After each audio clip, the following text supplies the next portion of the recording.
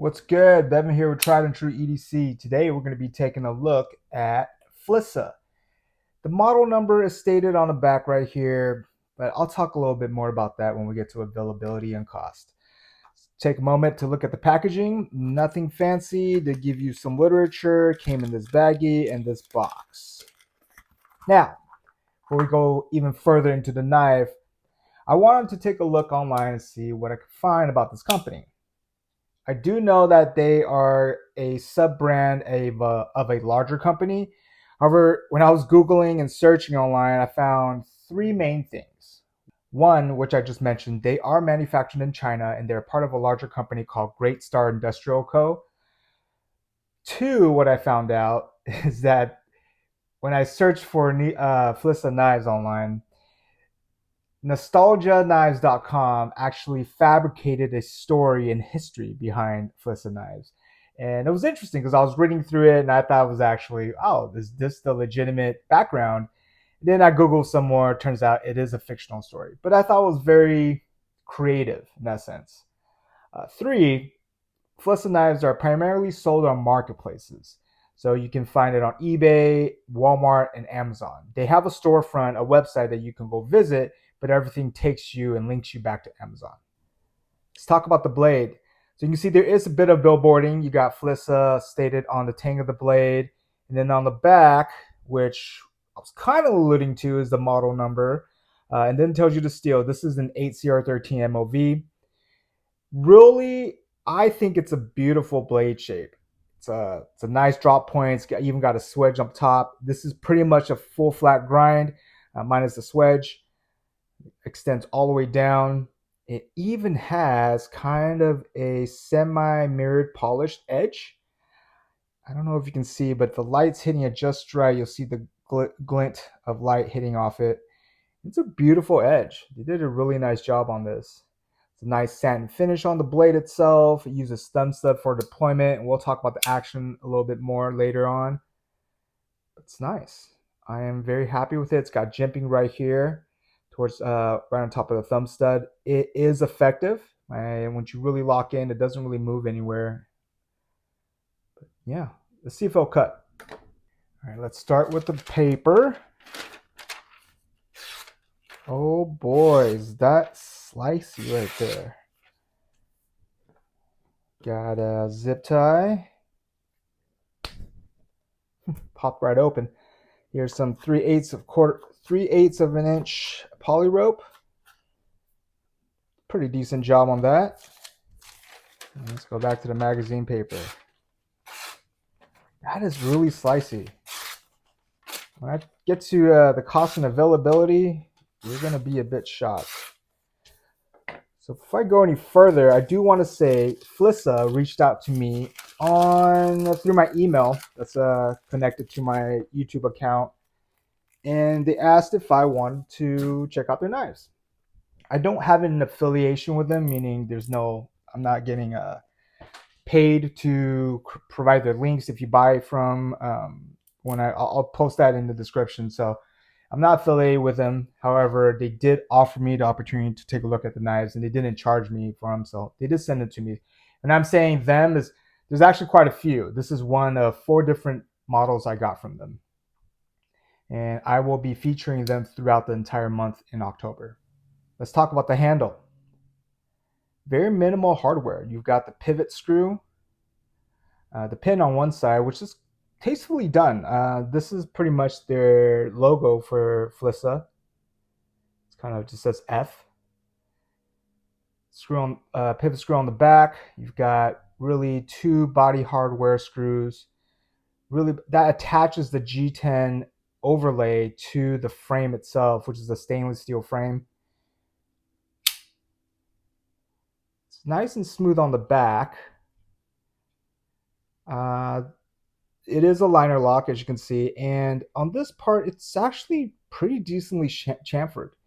It's not sharp in any way whatsoever, but when we get to the ergos, I'll kind of describe more about how it feels in hand. So nicely done, very simplistic. It's got kind of a gentleman carry elegance to it, in my opinion. The G10 has good texturing, It will provide that traction in hand.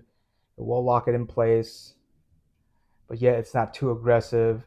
If you're familiar with Emerson knives, their G10 is one of the more aggressive G10s I've handled from my time being in this hobby. But this is nicely done. It's almost like the Spyderco G10.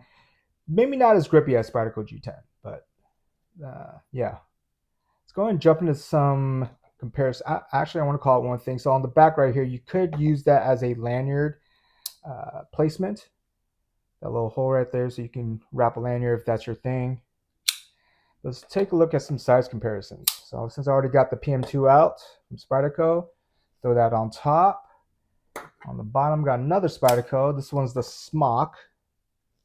You can see it is smaller than both of those. Let's continue on. I got a 940-1 from Benchmade. Kind of reminds me of the same type of style, because I will carry my 940-1 for as a gentleman carry. And on top, I have a Boker Trapper. This is the hidden release auto, and that's much more similar in overall length. There's the blade's a little bit wider on the FLISSA. It's a different blade shape. Cutting edge is pretty comparable. Let's talk about the action. This run on bearings does use a thumb stud, only single thumb stud, so not really ambidextrous. I don't believe the clip can be flipped either. Actually, I take that back. So we'll get to the clip in a sec. But in terms of the action, this is very smooth running on bearings. And even when you depress the liner, it will drop part way. So very easy. The detent ball is right about there. That's where the stop is. There is no detent ramp, so it does take a slight bit of pressure to overcome the detent. However, it's not that bad. It's pretty well done. I've had knives at much higher price points where the detent ball really needs to be overcome before it can start closing. So it flicks out really easily. You can thumb roll it too, nice and slow. And I do enjoy this one because a lot of times when you get a knife on bearings, and if the detent's not done right or it's too strong, it will pop open. For this one, you can actually get a very nice, smooth opening with a thumb roll. That might not mean much to some people out there, but you can thumb flick it out if you like.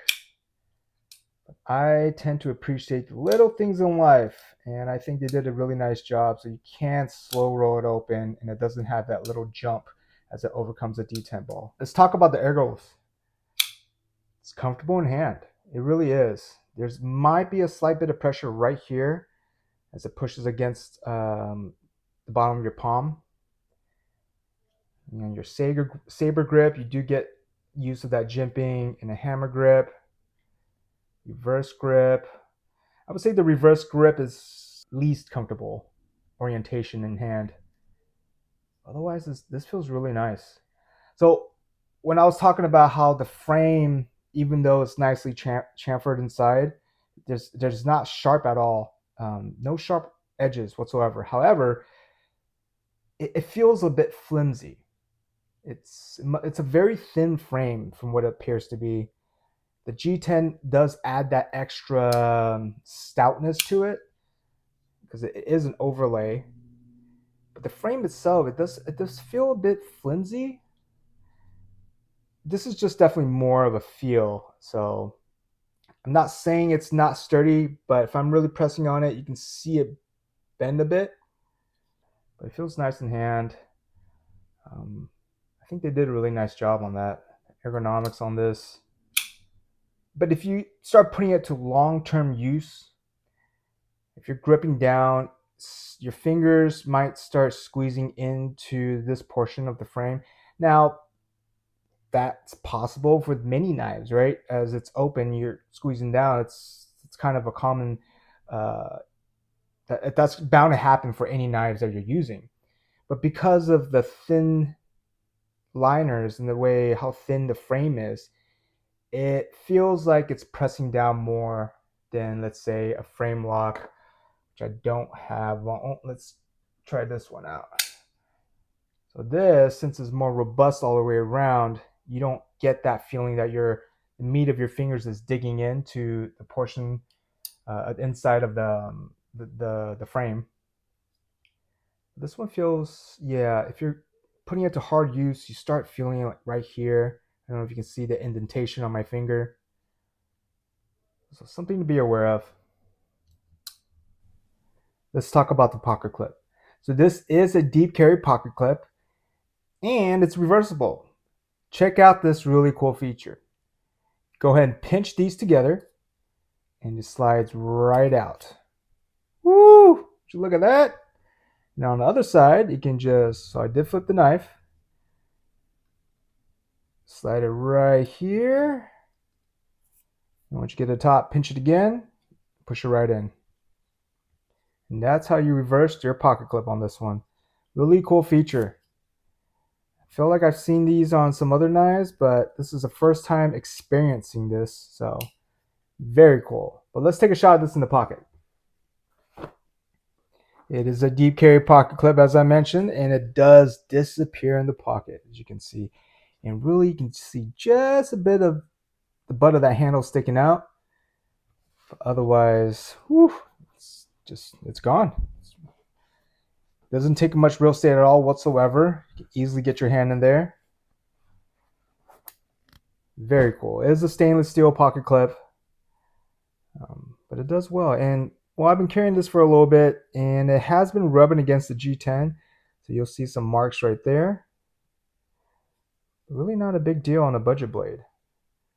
I really like that feature. You can pop that right out. Maybe you don't want to use it with a pocket clip, and you can just throw in a leather slip.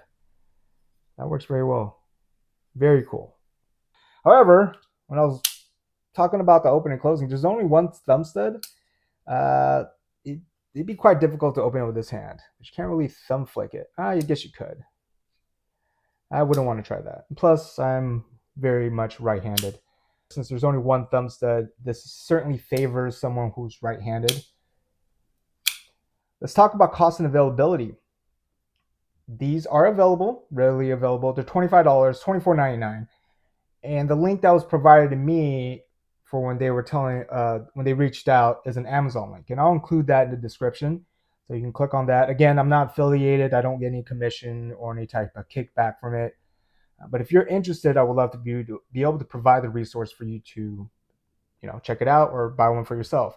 They offer different variations of G10. Also, they have the black one, the brown. They have a blue, but it looks more teal than blue. They just classify it as blue. They have a green one and as well as a purple one. And so they're all on Amazon. They all have Prime shipping. So you would be able to get it really quickly. $24.99 is what this costs. On their website, again, I mentioned you can click on it, but I'll just take you. They have this little link that says check price, and I'll just take you to Amazon itself to buy. It's kind of cool. A lot of different flavors of the G10. You can't go wrong with black, but if you want a little bit more flavor, a little more pop on your carry, you can certainly go for one of the other options. What are my final thoughts? I really like this. Uh, I've used the blade. I cut open a few packages, but mostly tape. And then I recently, prior to this review, like very recently, I cut some steak with it. Sliced through it just fine. It feels very thin behind the edge. Oh, I take that back. Very thin. That's very relative when I say that, right? It's sliced well. It has enough belly as most drop points would. It's got that nice, shiny, semi-mirror polished edge on it, which is a nice touch for a $25 knife. 8Cr13MoV. I tested it on my Spyderco Tenacious, and it cuts well. It's got decent retention for what it is. I was able to bring the edge back fairly easily, no issues, and it sharpens up like a breeze. Carries very well, very slim in the pocket. This barely takes up any real estate whatsoever. I have no complaints. No complaints. I like this knife. This is a nice one. It's got, so wait, let me see. So you got jimping up top, right? And I didn't mention, but there's actually jimping on the bottom. So with your index finger, you do get a bit of extra traction if you're in this kind of grip. As I mentioned, Phil's going to hand plenty of access to the lock bar right here. Easy to disengage. I think if I cleaned it out, it'll probably have a better drop shut, just like it did towards the beginning before I cut it with before I cut steak with it.